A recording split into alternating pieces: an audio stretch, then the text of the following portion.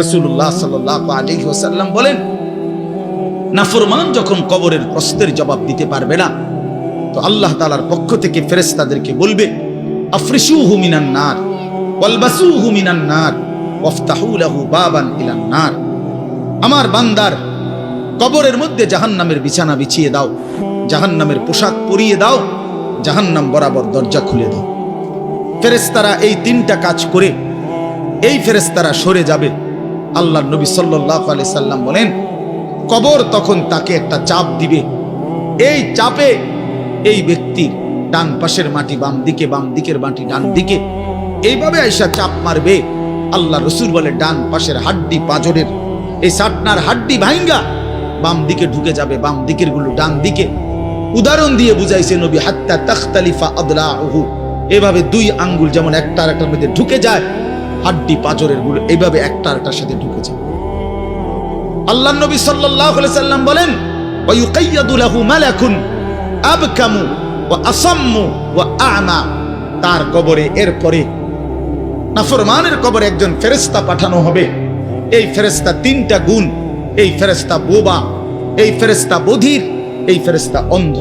সে কথাও বলতে জানে না, কানেও শোনে না, চোখেও দেখে না। আল্লাহ রাসূল বলেন, ফায়ুদরাবু লাহু বিমিতরাকাতিম মিন হাদিদ। এই ফেরেশতা তখন তাকে লোহার গুর্জ, লোহার হাতুড়ি দিয়ে নাফরমানের বারবাতান বাইনা উযুনাইহি, দুই কান বরাবর মাঝখানে আঘাত করবে। এক একটা আঘাতে ফায়াসিহু সাইহাতান, নাফরমান এভাবে চিৎকার করবে, ইয়াসমাউহা মান ইয়ালিহি ইল্লা সাকালাইন, মানুষ এবং জিন ব্যতীত আল্লাহর কসম গোটা সৃষ্টি এই নাফরমানের আওয়াজ শুনতে পাবে, চিৎকার শুনতে। দোস্ত আমার, বন্ধু আমার, ছেলেরা আমার, জিন্দেগি বড় বেশি রঙিন মনে করছো তুমি। 18,000 টাকার একটা মোবাইলের কাছে হেরে গেলাম মুসলমানের ছেলে।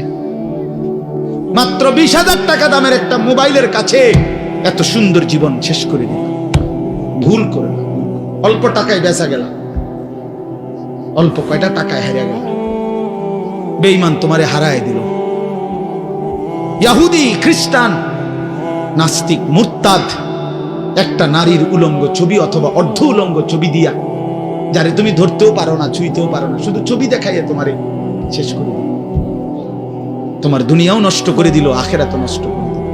হায় হায়, এর চাইতে বড় ব্যর্থতা আর কিছু হতে পারে। আমার কথা মনে রাখো বাপ আমার।